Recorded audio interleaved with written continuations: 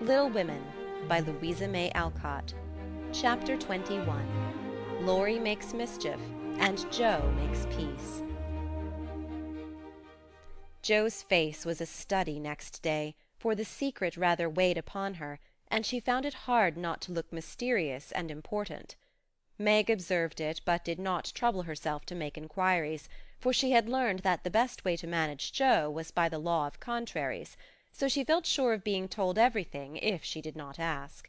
She was rather surprised, therefore, when the silence remained unbroken, and Joe assumed a patronizing air, which decidedly aggravated Meg, who in turn assumed an air of dignified reserve and devoted herself to her mother. This left Joe to her own devices, for Mrs. March had taken her place as nurse, and bade her rest, exercise, and amuse herself after her long confinement. Amy being gone, Laurie was her only refuge, and much as she enjoyed his society, she rather dreaded him just then, for he was an incorrigible tease, and she feared he would coax the secret from her. She was quite right, for the mischief-loving lad no sooner suspected a mystery than he set himself to find it out, and led Joe a trying life of it. He wheedled, bribed, ridiculed, threatened, and scolded, affected indifference that he might surprise the truth from her, declared he knew, then that he didn't care, and at last, by dint of perseverance, he satisfied himself that it concerned Meg and Mr. Brooke. Feeling indignant that he was not taken into his tutor's confidence, he set his wits to work to devise some proper retaliation for the slight. Meg, meanwhile, had apparently forgotten the matter, and was absorbed in preparations for her father's return, but all of a sudden a change seemed to come over her, and for a day or two she was quite unlike herself. She started when spoken to, blushed when looked at, was very quiet, and sat over her sewing with a timid, troubled look on her face. To her mother's inquiries she answered that she was quite well, and Joe's she silenced by begging to be let alone. "She feels it in the air. Love, I mean, and she's going very fast. She's got most of the symptoms, is twittery and cross, doesn't eat, lies awake, and mopes in corners.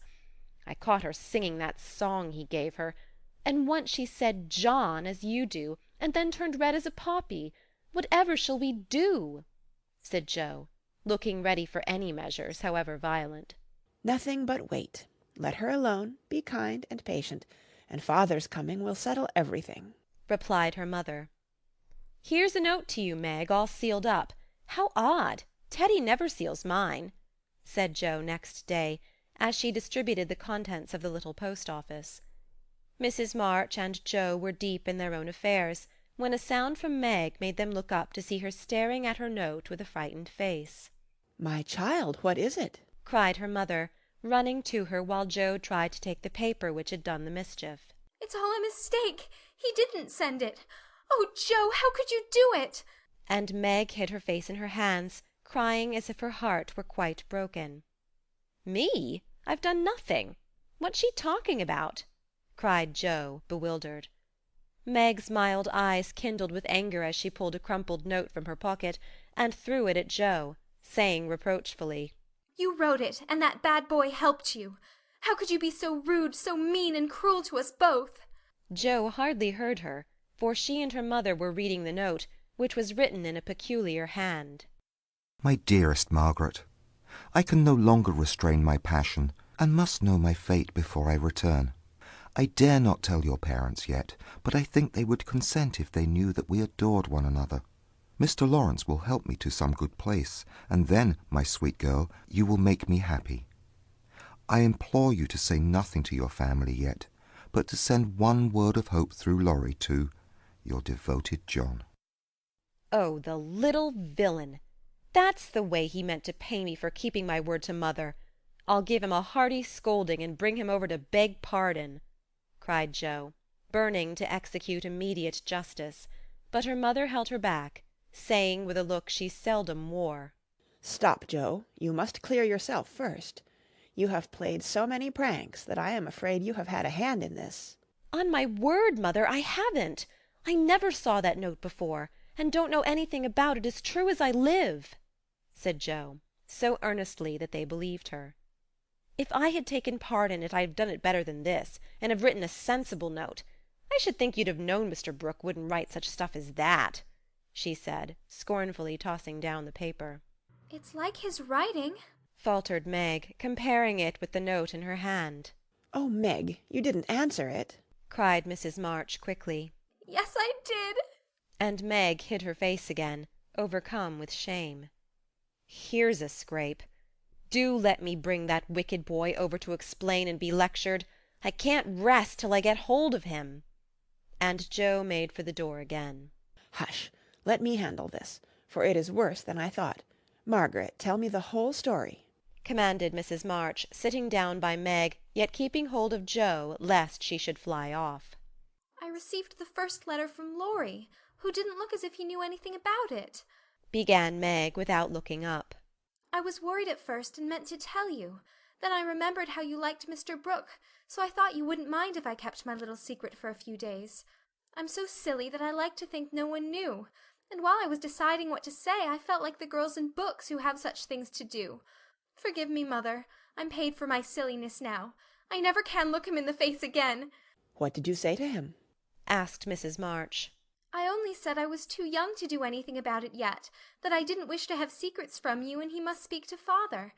I was very grateful for his kindness and would be his friend, but nothing more for a long while. Mrs. March smiled as if well pleased, and Joe clapped her hands, exclaiming with a laugh, You are almost equal to Caroline Percy, who is a pattern of prudence.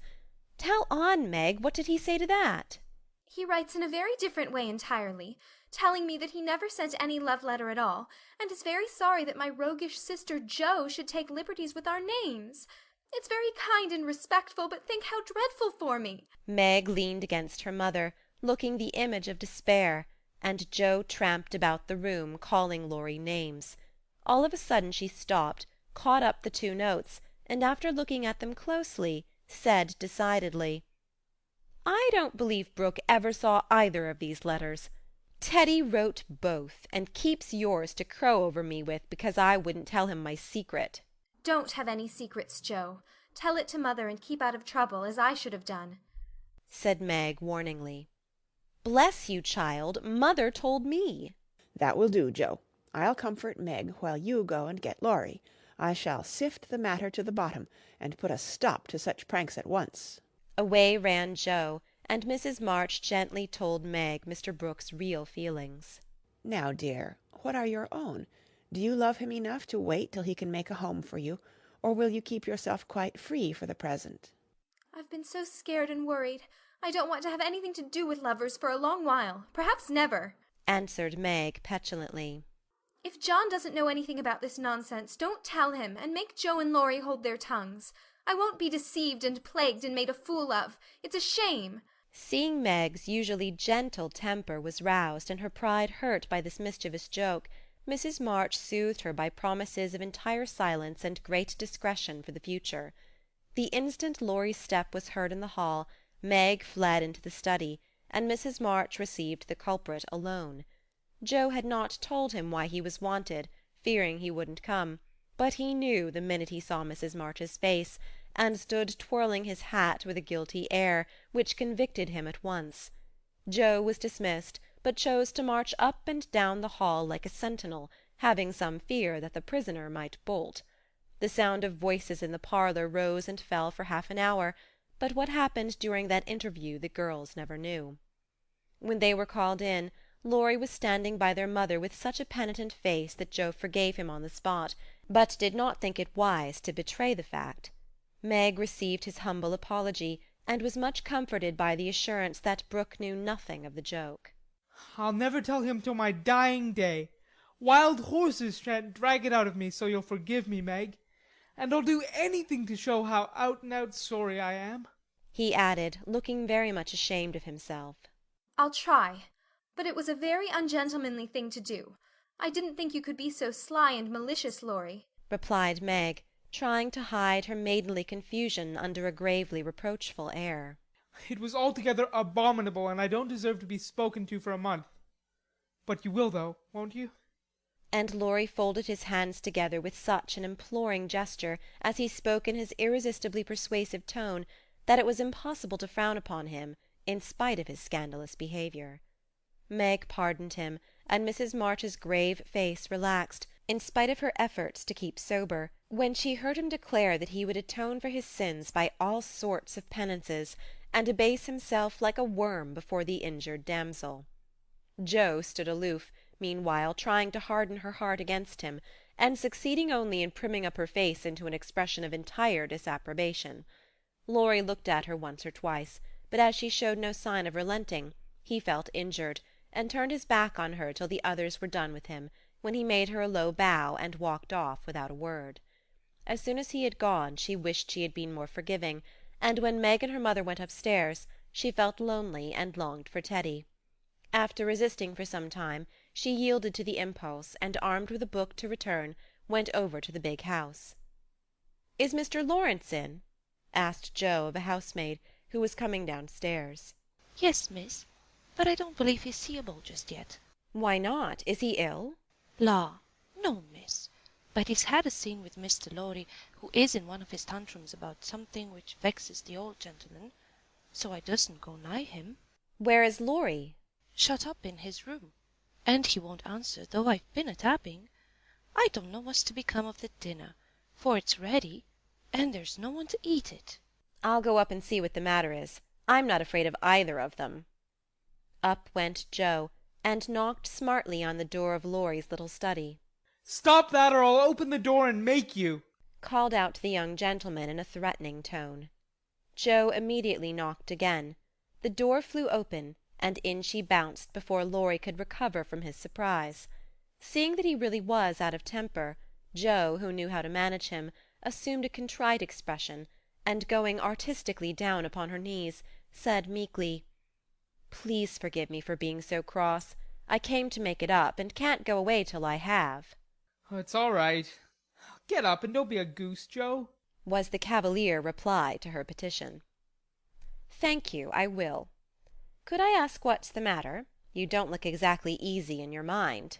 "I've been shaken, and I won't bear it," growled Laurie indignantly. "Who did it?" demanded Jo. "Grandfather. If it had been anyone else, I'd have—" And the injured youth finished his sentence by an energetic gesture of the right arm. "That's nothing. I often shake you, and you don't mind," said Jo soothingly. "Pooh, you're a girl, and it's fun. But I'll allow no man to shake me." "I don't think anyone would care to try it if you looked as much like a thundercloud as you do now. Why were you treated so?" "Just because I wouldn't say what your mother wanted me for. I'd promised not to tell, and of course I wasn't going to break my word." "Couldn't you satisfy your grandpa in any other way?" "No, he would have the truth, the whole truth, and nothing but the truth. I'd have told my part of the scrape if I could without bringing Meg in. As I couldn't, I held my tongue and bore the scolding till the old gentleman collared me.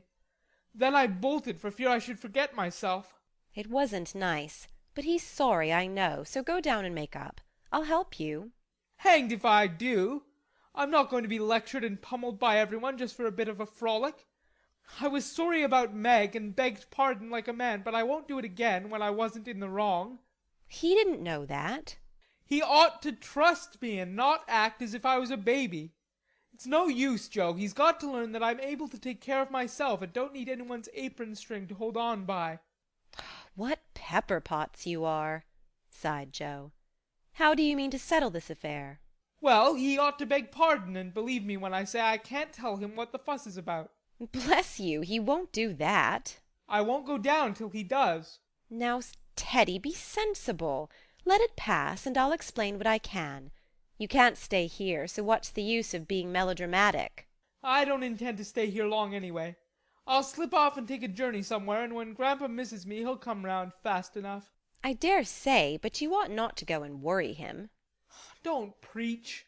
I'll go to Washington and see Brooke. It's gay there, and I'll enjoy myself after the troubles." "Ah, what fun you'd have. I wish I could run off too," said Jo, forgetting her part of mentor in lively visions of martial life at the Capitol. "Oh, come on then. Why not? You go and surprise your father, and I'll stir up old Brooke. It would be a glorious joke. Let's do it, Jo. We'll leave a letter saying we are all right and trot off at once. I've got money enough. It will do you good and no harm as you go to your father." For a moment Jo looked as if she would agree, for wild as the plan was, it just suited her. She was tired of care and confinement, longed for change, and thoughts of her father blended temptingly with the novel charms of camps and hospitals, liberty and fun. Her eyes kindled as they turned wistfully toward the window, but they fell on the old house opposite, and she shook her head with sorrowful decision. If I was a boy we'd run away together and have a capital time, but as I'm a miserable girl I must be proper and stop at home. Don't tempt me, Teddy. It's a crazy plan. That's the fun of it, began Laurie, who had got a wilful fit on him and was possessed to break out of bounds in some way. Hold your tongue, cried Jo, covering her ears. Prunes and prisms are my doom, and I may as well make up my mind to it. I came here to moralize, not to hear things that make me skip to think of. I know Meg would wet blanket such a proposal, but I thought you had more spirit, began Laurie insinuatingly. Bad boy, be quiet. Sit down and think of your own sins. Don't go making me add to mine. If I get your grandpa to apologize for the shaking, will you give up running away? Asked Jo seriously. Yes, but you won't do it, answered Laurie, who wished to make up, but felt that his outraged dignity must be appeased first. If I can manage the young one, I can the old one, muttered Jo as she walked away, leaving Laurie bent over a railroad map with his head propped up on both hands. Come in. And Mr. Lawrence's gruff voice sounded gruffer than ever, as Jo tapped at his door. It's only me, sir, come to return a book, she said blandly as she entered. Want any more? asked the old gentleman, looking grim and vexed, but trying not to show it. Yes, please. I like old Sam so well I think I'll try the second volume, returned Jo, hoping to propitiate him by accepting a second dose of Boswell's Johnson, as he had recommended that lively work. The shaggy eyebrows unbent a little as he rolled the steps toward the shelf where the Johnsonian literature was placed. Jo skipped up, and sitting on the top step, affected to be searching for her book, but was really wondering how best to introduce the dangerous object of her visit. Mr. Lawrence seemed to suspect that something was brewing in her mind, for after taking several brisk turns about the room, he faced round on her, speaking so abruptly that Rasselas tumbled face downward on the floor. What has that boy been about? Don't try to shield him. I know he has been in mischief by the way he acted when he came home. I can't get a word from him, and when I threatened to shake the truth out of him, he bolted upstairs and locked himself into his room. He did wrong, but we forgave him, and all promised not to say a word to anyone, began Jo reluctantly. That won't do. He shall not shelter himself behind a promise from you soft-hearted girls. If he's done anything amiss, he shall confess, beg pardon, and be punished. Out with it, Jo. I won't be kept in the dark. Mr. Lawrence looked so alarming and spoke so sharply that Jo would have gladly run away if she could, but she was perched aloft on the steps, and he stood at the foot, a lion in the path, so she had to stay and brave it out. Indeed, sir, I cannot tell. Mother forbade it. Laurie has confessed, asked pardon, and been punished quite enough. We don't keep silence to shield him, but someone else, and it will make more trouble if you interfere. Please don't. It was partly my fault, but it's all right now. So let's forget it and talk about the Rambler or something pleasant. Hang the Rambler. Come down and give me your word that this harum-scarum boy of mine hasn't done anything ungrateful or impertinent. If he has, after all your kindness to him, I'll thrash him with my own hands. The threat sounded awful, but did not alarm Jo, for she knew the irascible old gentleman would never lift a finger against his grandson, whatever he might say to the contrary. She obediently descended, and made as light of the prank as she could without betraying Meg or forgetting the truth. Well, if the boy held his tongue because he promised, and not from obstinacy, I'll forgive him. He's a stubborn fellow, and hard to manage, said Mr. Lawrence, rubbing up his hair till it looked as if he had been out in a gale, and smoothing the frown from his brow with an air of relief. So am I, but a kind word will govern me when all the king's horses and all the king's men couldn't, said Jo, trying to say a kind word for her friend, who seemed to get out of one scrape only to fall into another. You think I'm not kind to him, eh? was the sharp answer. Oh dear no, sir. You are rather too kind sometimes, and then just a trifle hasty when he tries your patience. Don't you think you are? Jo was determined to have it out now, and tried to look quite placid, though she quaked a little after her bold speech.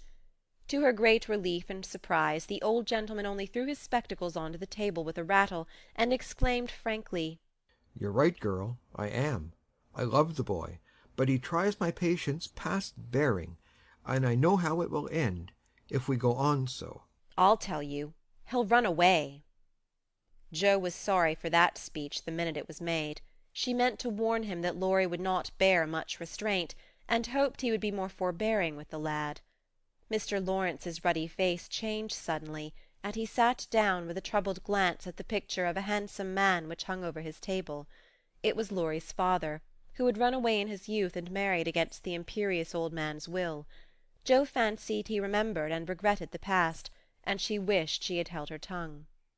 He won't do it unless he is very much worried, and only threatens it sometimes when he gets tired of studying. I often think I should like to, especially since my hair was cut. So if you ever miss us, you may advertise for 2 boys, and look among the ships bound for India. She laughed as she spoke, and Mr. Lawrence looked relieved, evidently taking the whole as a joke. You hussy, how dare you talk in that way? Where's your respect for me, and your proper bringing up? Bless the boys and girls, what torments they are! Yet we can't do without them, he said, pinching her cheeks good-humouredly. Go and bring that boy down to his dinner. Tell him it's all right, and advise him not to put on tragedy airs with his grandfather. I won't bear it. He won't come, sir. He feels badly because you didn't believe him when he said he couldn't tell. I think the shaking hurt his feelings very much. Jo tried to look pathetic, but must have failed, for Mr. Lawrence began to laugh, and she knew the day was won. I'm sorry for that, and ought to thank him for not shaking me, I suppose. What the dickens does the fellow expect? And the old gentleman looked a trifle ashamed of his own testiness. If I were you, I'd write him an apology, sir. He says he won't come down till he has one, and talks about Washington, and goes on in an absurd way. A formal apology will make him see how foolish he is, and bring him down quite amiable. Try it. He likes fun, and this way is better than talking. I'll carry it up and teach him his duty. Mr. Lawrence gave her a sharp look, and put on his spectacles, saying slowly, You're a sly puss, but I don't mind being managed by you and Beth. Here, give me a bit of paper, and let's have done with this nonsense. The note was written in the terms which one gentleman would use to another after offering some deep insult. Jo dropped a kiss on the top of Mr. Lawrence's bald head, and ran up to slip the apology under Laurie's door, advising him through the keyhole to be submissive, decorous, and a few other agreeable impossibilities. Finding the door locked again, she left the note to do its work, and was going quietly away, when the young gentleman slid down the banisters and waited for her at the bottom, saying with his most virtuous expression of countenance, What a good fellow you are, Jo. Did you get blown up? he added, laughing. No, he was pretty mild on the whole. Ah, I got it all round. Even you cast me off over there, and I felt just ready to go to the deuce. He began apologetically. Don't talk that way. Turn over a new leaf and begin again, Teddy, my son. I keep turning over new leaves and spoiling them as I used to spoil my copybooks. And I make so many beginnings there never will be an end, he said dolefully. Go and eat your dinner. You'll feel better after it. Men always croak when they are hungry. And Jo whisked out the front door after that. That's a label on my sect, answered Laurie, quoting Amy as he went to partake of humble pie dutifully with his grandfather, who was quite saintly in temper and overwhelmingly respectful in manner all the rest of the day. Everyone thought the matter ended and the little cloud blown over, but the mischief was done, for though others forgot it, Meg remembered. She never alluded to a certain person, but she thought of him a good deal, dreamed dreams more than ever, and once Jo, rummaging her sister's desk for stamps, found a bit of paper scribbled over with the words, Mrs. John Brooke. whereat she groaned tragically and cast it into the fire, feeling that Laurie's prank had hastened the evil day for her. End of chapter 21.